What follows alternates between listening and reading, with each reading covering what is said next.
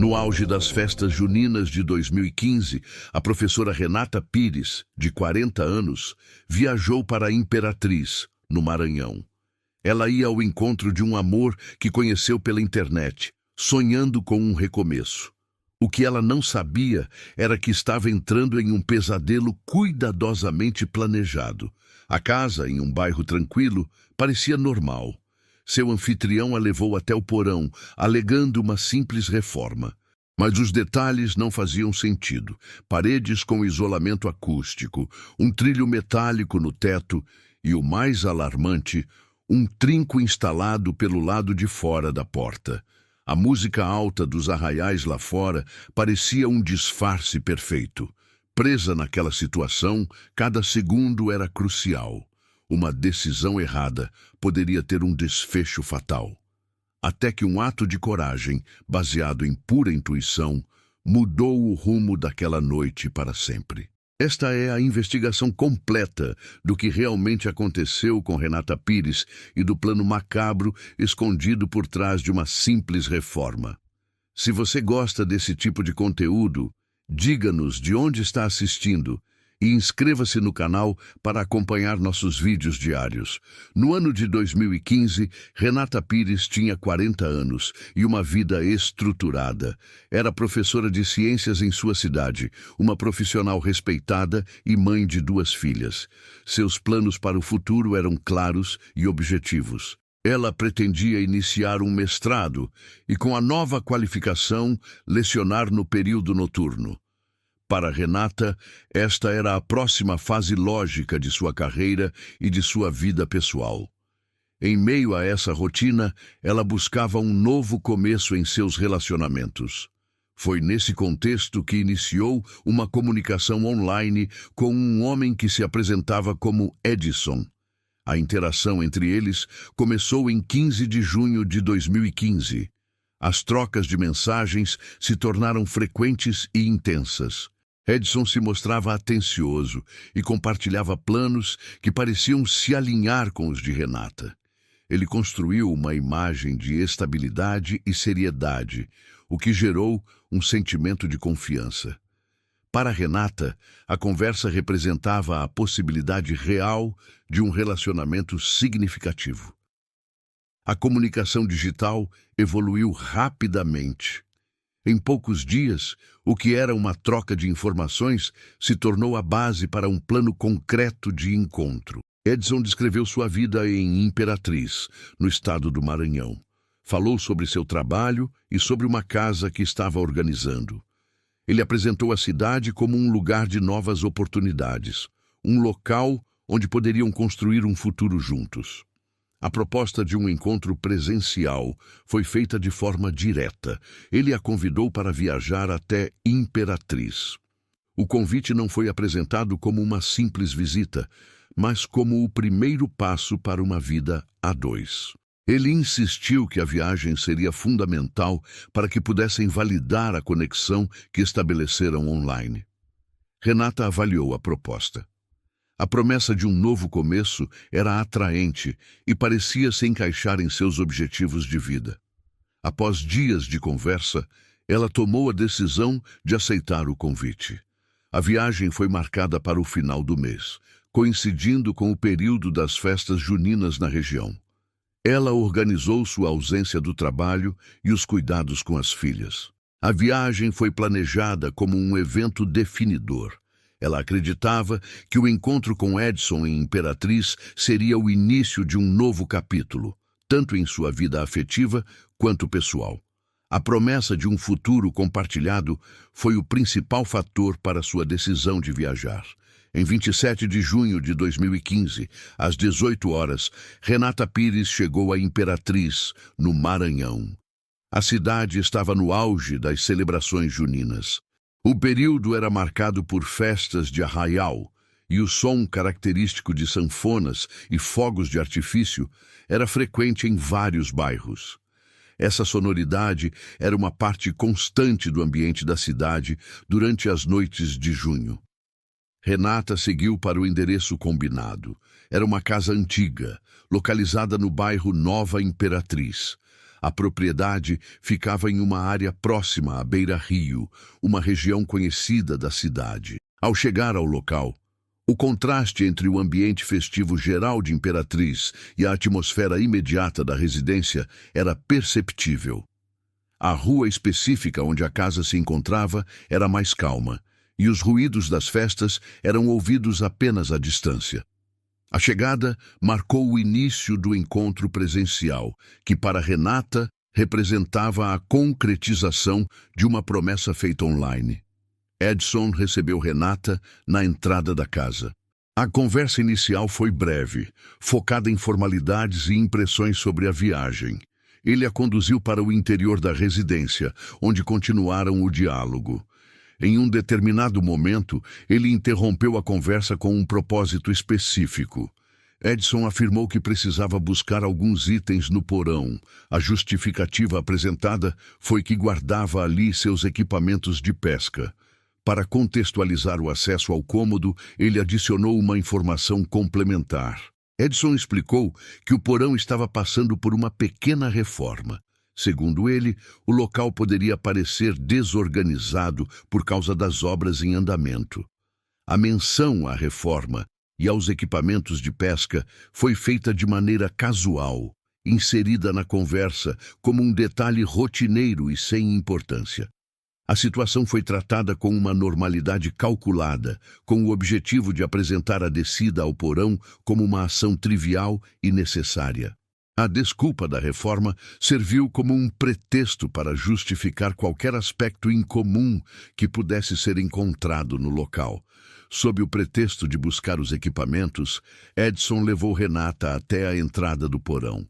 Ele abriu a porta e gesticulou para que ela descesse primeiro. Eram 18h20 quando Renata desceu os degraus, entrando no cômodo subterrâneo. A primeira observação que fez foi sobre as paredes. Elas não eram de alvenaria comum ou tijolo aparente, como se esperaria de um porão em uma casa antiga. Estavam completamente cobertas por painéis de espuma acústica de cor escura. O material projetado para absorver o som criava um ambiente abafado e sem eco. O olhar de Renata, treinado para a observação sistemática, moveu-se das paredes para o teto. Ali, uma segunda estrutura incomum foi instalada. Um trilho metálico percorria o comprimento do cômodo, de uma ponta à outra. A estrutura parecia ter sido instalada recentemente, com parafusos novos e sem sinais de oxidação.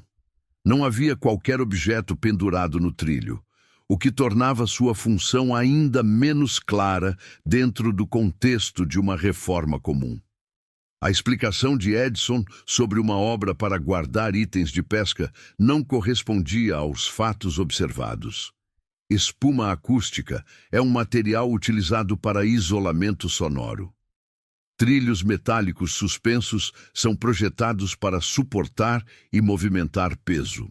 A combinação desses dois elementos apontava para um propósito diferente daquele que lhe foi informado. Cada detalhe no porão indicava uma função específica, e nenhuma delas era compatível com um simples depósito ou uma reforma residencial padrão. Para Renata, professora de ciências, a lógica dos fatos era inegável. Aquele local estava sendo preparado para um propósito deliberado e oculto. O perigo tornou-se evidente. A dissonância entre a explicação e a realidade era total. Renata se virou, direcionando seu corpo para a escada e para a porta, a única saída do cômodo. Foi nesse momento que seu olhar se fixou em um detalhe final na estrutura de madeira. A porta possuía um trinco robusto de metal maciço. A particularidade da peça não estava em seu material, mas em sua posição. O trinco estava instalado pelo lado de fora. Um mecanismo de tranca externa tem uma função única e inequívoca: impedir que alguém do lado de dentro consiga abrir a porta. A presença daquele dispositivo eliminava qualquer dúvida restante sobre a natureza daquela reforma. A espuma acústica servia para abafar sons. O trilho metálico no teto tinha capacidade para suspender e mover peso. O trinco externo garantia o aprisionamento. A combinação dos três elementos formava um sistema coeso com um propósito claro. A justificativa de Edson sobre uma obra para guardar equipamentos de pesca foi completamente invalidada pelos fatos observados. A finalidade daquela estrutura era outra. O porão não estava sendo melhorado para uso doméstico, estava sendo preparado para confinamento. Aquele detalhe final levantou a pergunta central da investigação.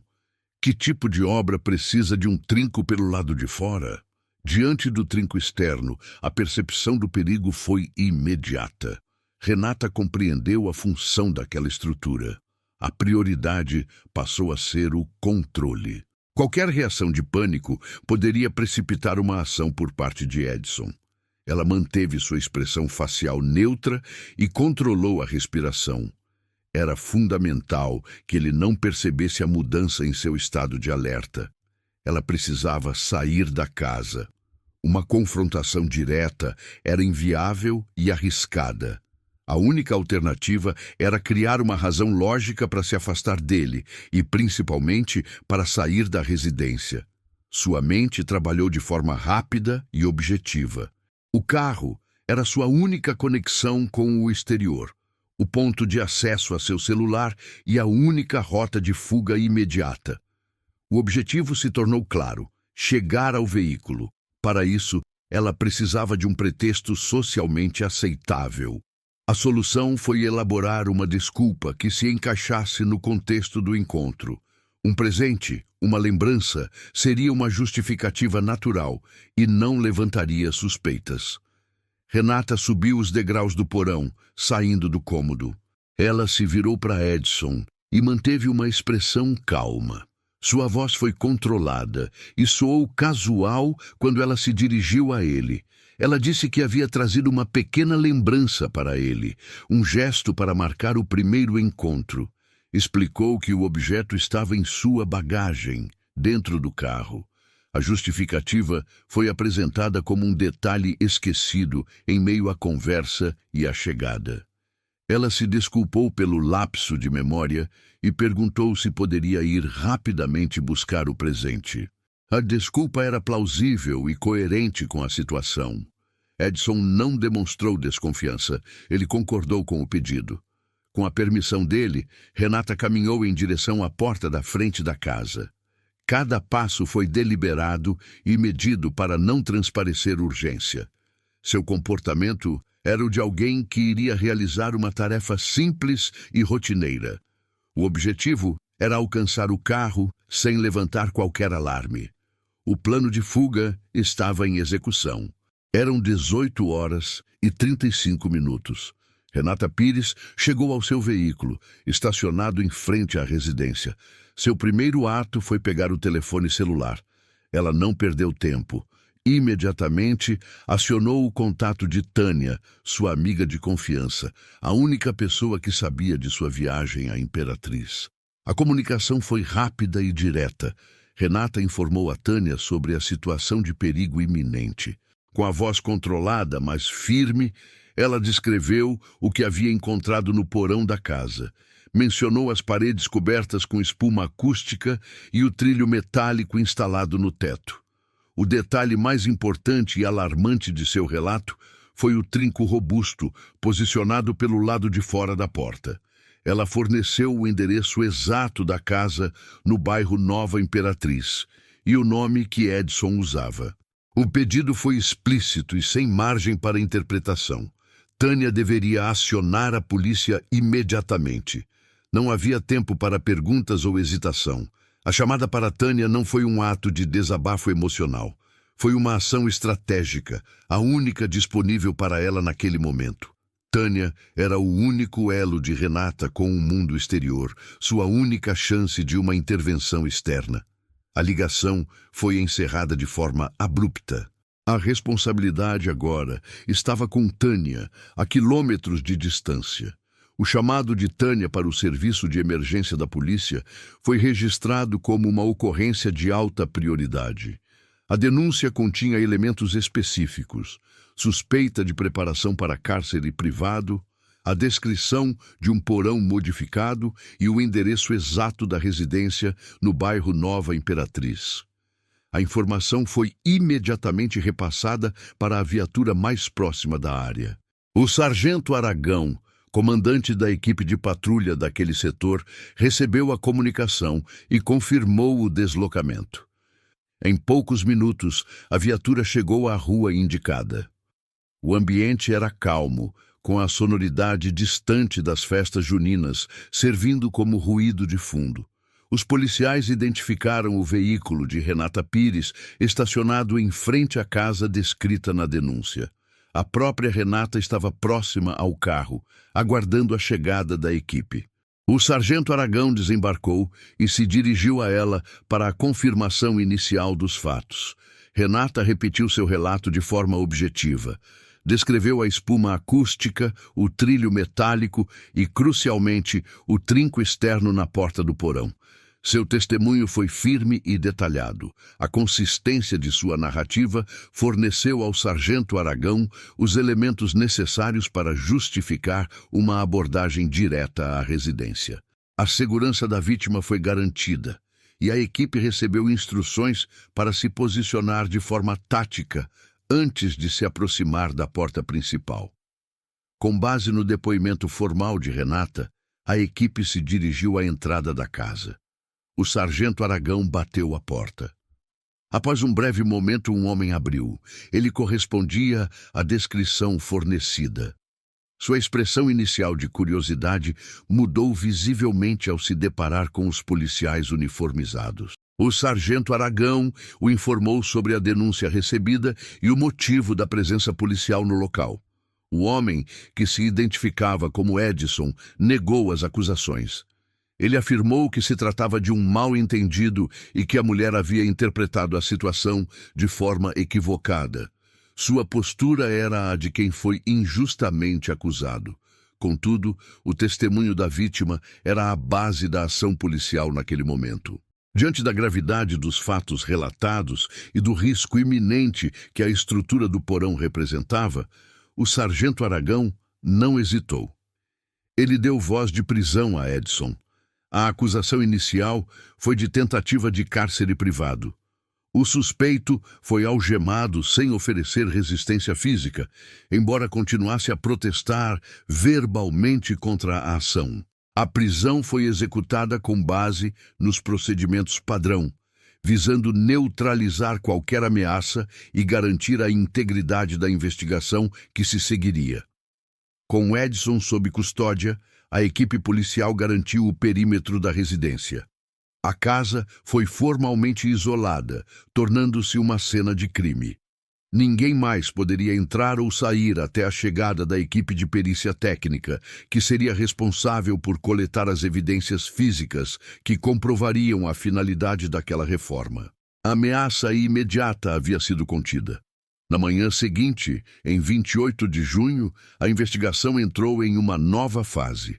A equipe de perícia técnica chegou à casa no bairro Nova Imperatriz.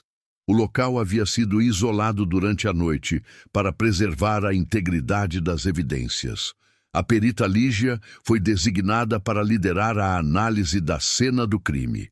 Seu trabalho era encontrar e interpretar as provas físicas que pudessem confirmar ou refutar a denúncia de Renata Pires. O foco principal do trabalho era o porão. O local foi metodicamente fotografado e documentado antes da coleta de qualquer material. Cada centímetro do cômodo foi examinado em busca de vestígios que pudessem esclarecer a finalidade daquela estrutura. A análise começou pelo trilho metálico instalado no teto. A inspeção visual revelou a presença de graxa recente em suas engrenagens e superfícies de contato. Isso indicava que a estrutura não era antiga ou abandonada. Sua instalação era recente e sua finalidade envolvia movimento. A equipe também documentou marcas de parafusos autobrocantes na fixação do trilho. Os parafusos eram novos e não apresentavam sinais de oxidação, o que confirmava a montagem recente da estrutura. A espuma acústica nas paredes foi examinada, confirmando sua função de isolamento sonoro, uma característica incomum para um porão residencial comum. Durante a varredura do cômodo, os peritos encontraram outros itens importantes. Foram localizadas diversas tiras de nylon guardadas em uma caixa de ferramentas. As tiras foram coletadas e enviadas para análise laboratorial. A análise, conduzida pela equipe da perita Lígia, revelou que o material continha fibras mistas. Havia uma combinação de algodão e polipropileno. Essa composição não é comum em materiais de construção ou reforma. É frequentemente encontrada em cordas ou cintas projetadas para contenção, combinando resistência com menor abrasão. Um detalhe adicional foi decisivo. As tiras de nylon apresentavam resíduos de um lubrificante industrial em sua superfície.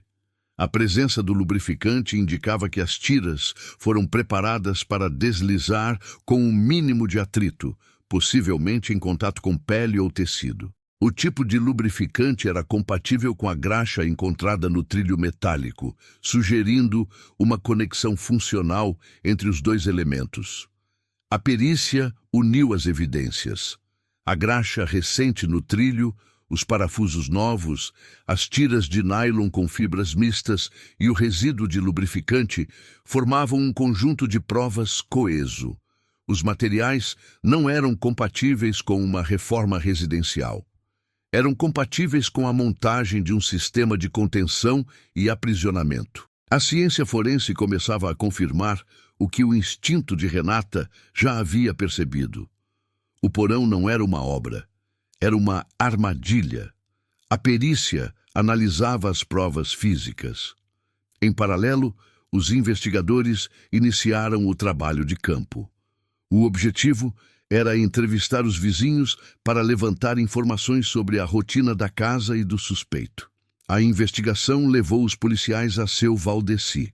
Ele era um morador antigo da rua, residindo na casa ao lado da propriedade investigada há mais de 20 anos. Seu Valdeci prestou um depoimento importante. Ele relatou ter ouvido o som de uma furadeira e outros ruídos de obra. Os barulhos vinham da casa do suspeito e ocorriam de forma intermitente, principalmente durante a noite. Segundo o vizinho, a atividade era incomum para o horário, mas ele não considerou motivo para uma denúncia formal. Os investigadores questionaram por que os ruídos não geraram maior suspeita. A resposta estava no contexto da cidade. Era junho, período das festas juninas em Imperatriz. O som constante de música, fogos de artifício e da movimentação nos arraiais criava uma cobertura sonora em toda a vizinhança. O barulho das celebrações mascarava os ruídos da obra noturna. Qualquer som de furadeira ou martelo se misturava ao ambiente festivo, tornando-se menos perceptível e menos suspeito. O depoimento de seu Valdeci foi crucial para a investigação. Ele estabeleceu uma cronologia aproximada para a montagem da estrutura no porão. Também demonstrou que o suspeito agiu de forma calculada. Ele utilizou o calendário e o ambiente cultural da cidade como um elemento estratégico para ocultar suas atividades. A reforma não era apenas clandestina. Ela foi executada sob uma camuflagem sonora deliberadamente escolhida. As evidências físicas coletadas no porão eram conclusivas. Elas estabeleciam a intenção e a preparação para um crime de privação de liberdade. Contudo, a motivação exata do suspeito permanecia uma questão em aberto para os investigadores. A gravidade dos preparativos sugeria um plano mais complexo do que o cárcere privado por si só. Com base no relatório da perícia e no testemunho de Renata Pires, a autoridade policial solicitou e obteve um mandado de busca e apreensão para a residência completa. O objetivo era procurar por documentos, equipamentos eletrônicos ou qualquer outro material que pudesse revelar a finalidade do crime. A equipe de investigação retornou à casa no bairro Nova Imperatriz. A busca foi metódica, seguindo um protocolo rigoroso. Cada cômodo foi inspecionado de forma sistemática. Gavetas, armários e caixas foram abertos. Os investigadores procuravam por qualquer elemento que pudesse conectar o suspeito a outros crimes ou que detalhasse seu plano para Renata. Por horas, a busca revelou apenas itens pessoais e domésticos comuns. A residência parecia normal, o que contrastava de forma direta com a estrutura encontrada no porão. A reviravolta ocorreu durante a inspeção de uma pequena escrivaninha em um dos quartos. Dentro de uma pasta de plástico, os investigadores encontraram um conjunto de folhas de papel impressas. O material estava organizado e numerado. Uma análise inicial do conteúdo revelou que não se tratavam de documentos pessoais ou de trabalho. Eram roteiros. Cada página descrevia uma cena com instruções precisas. Os textos não eram narrativos. Eram diretivas divididas em ações e diálogos. Havia indicações para posicionamento de câmera, iluminação e enquadramento. O conteúdo das cenas era explícito e detalhava atos de submissão e violência. O nome da personagem principal em vários dos roteiros era o mesmo de Renata. A descoberta mudou completamente a natureza da investigação. O suspeito não estava apenas construindo uma cela. Ele estava montando um estúdio de gravação. O porão não era o fim, mas o cenário. As evidências físicas encontradas pela perícia foram recontextualizadas à luz dos roteiros. A espuma acústica não servia apenas para abafar os gritos da vítima. Servia para garantir a qualidade do áudio a ser capturado. O trilho metálico no teto não era apenas para um sistema de contenção. Era um suporte móvel para uma câmera ou para posicionar a vítima de acordo com as instruções das cenas. As tiras de nylon e o lubrificante faziam parte dos adereços a serem utilizados nas gravações. A motivação do crime tornou-se clara. O objetivo não era apenas o cárcere, mas a produção de conteúdo. O plano era registrar os atos descritos nos roteiros. A investigação, que até então se concentrava na acusação de tentativa de sequestro e cárcere privado, expandiu seu escopo. As novas acusações incluiriam a produção de material violento e atos preparatórios para crimes de tortura e possivelmente homicídio, dependendo do desfecho descrito nas cenas finais dos roteiros. A frieza e o detalhamento dos documentos impressos indicavam um nível de premeditação que ia muito além do aprisionamento. O caso havia se tornado mais complexo e significativamente mais grave. A investigação revelou um método de operação dividido em duas frentes simultâneas: a manipulação psicológica e a preparação logística. As duas partes do plano eram interdependentes e foram executadas com precisão. O sucesso de uma dependia diretamente da outra. A primeira frente, a manipulação, foi inteiramente digital. O suspeito não se apresentava com sua identidade real. Ele criou um perfil online, um personagem projetado para atrair um tipo específico de vítima. A persona de Edson foi construída para espelhar os desejos de Renata Pires. Um homem sério, com planos de futuro e em busca de um relacionamento estável. A comunicação foi deliberadamente acelerada. Em menos de 2 semanas, o relacionamento evoluiu de um contato inicial para um convite de mudança de vida. Essa aceleração é uma tática documentada em casos de fraude afetiva, projetada para criar um senso de urgência e intimidade que impede uma avaliação racional por parte da vítima. A confiança de Renata foi construída exclusivamente com base em mensagens e promessas, em um ambiente controlado pelo agressor. A viagem para a Imperatriz não foi apresentada como uma visita, mas como a etapa final de um processo de união já consolidado no ambiente virtual. A manipulação garantiu que a vítima viajasse por vontade própria, eliminando a necessidade de um sequestro forçado. A segunda frente do plano era a preparação do ambiente físico. A escolha de Imperatriz durante o mês de junho foi um elemento estratégico. As festas juninas não eram apenas um pano de fundo, mas uma ferramenta ativa no plano. O som constante dos arraiais, com música alta e fogos de artifício, forneceu a camuflagem sonora ideal. Conforme confirmado pelo depoimento do vizinho, seu Valdeci, os ruídos da obra no porão foram realizados durante a noite. O barulho da furadeira e de outras ferramentas se misturava ao som ambiente da cidade, tornando-se indistinguível e não levantando suspeitas. Além da camuflagem sonora, o ambiente festivo criava uma fachada de normalidade e celebração. Isso diminuía a percepção de risco. A vítima chegava a uma cidade em festa, o que contrastava de forma direta com a natureza sinistra do plano em andamento. O modo de operação, portanto, era uma combinação precisa. A manipulação afetiva garantia que a vítima chegasse ao local de forma voluntária e confiante. A camuflagem sonora e o ambiente festivo garantiam que a preparação da armadilha física ocorresse sem interferência ou denúncias. Cada etapa, desde a primeira mensagem trocada online até a instalação do último parafuso no porão, era parte de um procedimento único e coeso. Não foi um ato de impulso, mas um projeto executado metodicamente. A prisão do suspeito e a descoberta dos roteiros não encerraram o caso. A complexidade do plano levantou uma nova linha de investigação.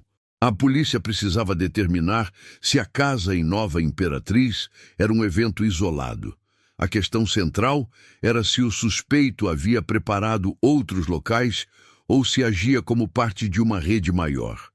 A investigação, portanto, precisava ser ampliada para além daquele único endereço. O depoimento de seu Valdeci sobre os ruídos noturnos tornou-se um ponto de partida estratégico. Os investigadores teorizaram que o suspeito poderia ter utilizado o mesmo método de preparação em outros lugares, aproveitando a cobertura sonora de áreas movimentadas ou de eventos sazonais. Com base nessa hipótese, uma equipe foi designada para revisar os registros de ocorrências dos últimos 6 meses. O foco da busca eram denúncias de perturbação do sossego, especificamente aquelas relacionadas a obras e ruídos de construção em horários noturnos. A análise dos arquivos revelou um padrão. Foram encontradas 3 denúncias distintas, feitas em bairros diferentes de Imperatriz.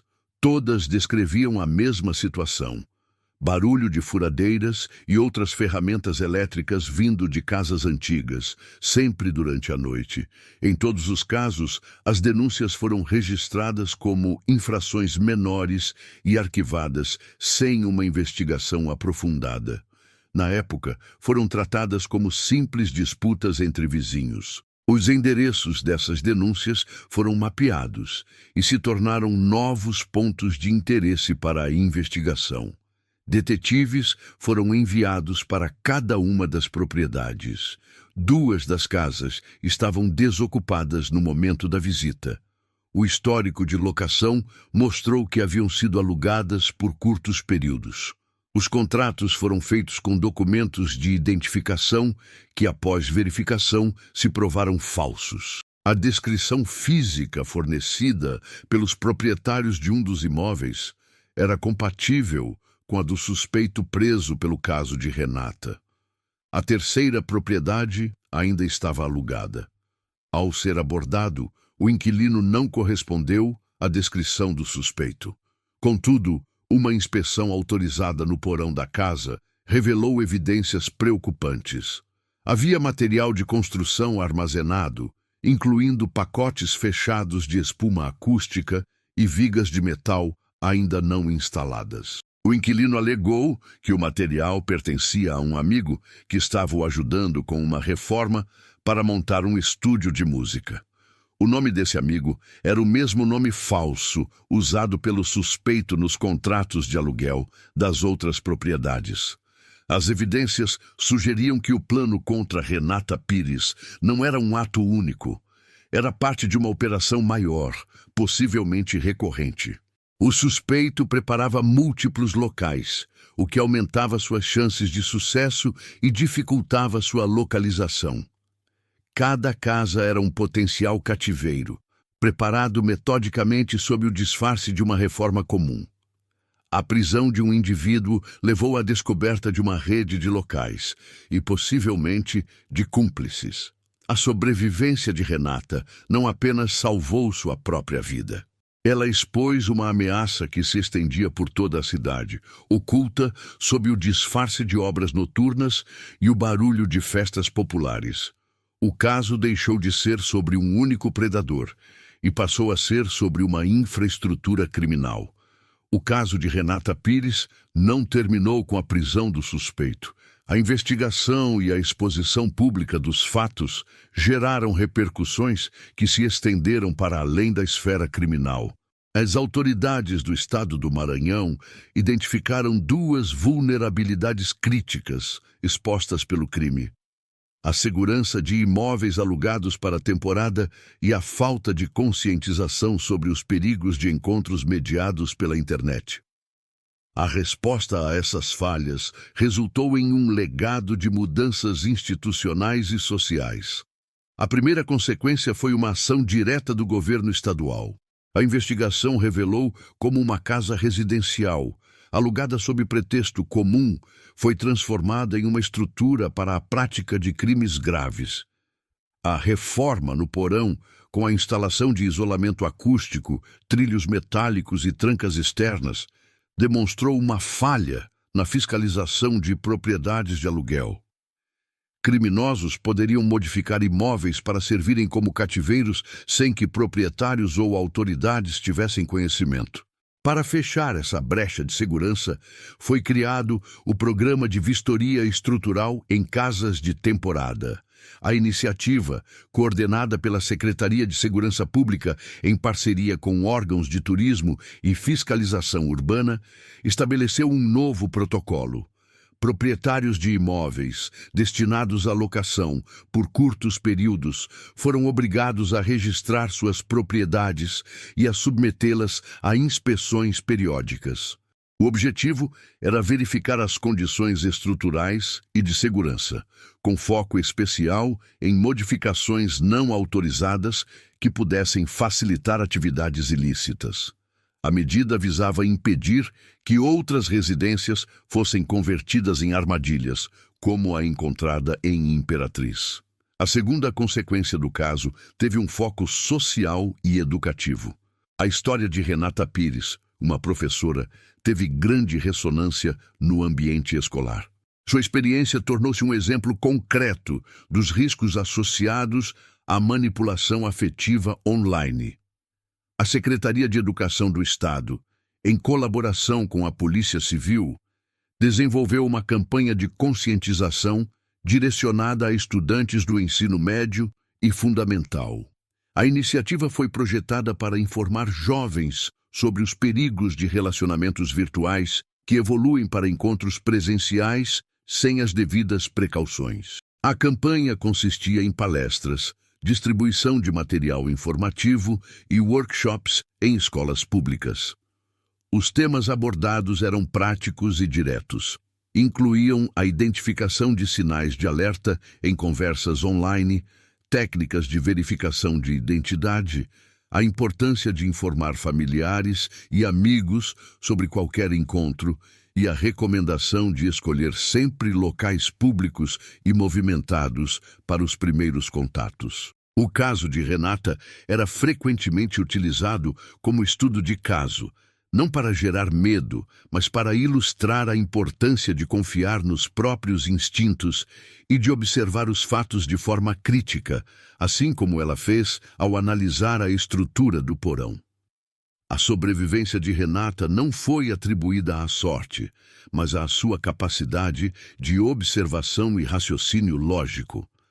Dessa forma, o quase-crime em Imperatriz gerou um duplo legado. No plano institucional, resultou em uma nova regulamentação para a segurança de imóveis.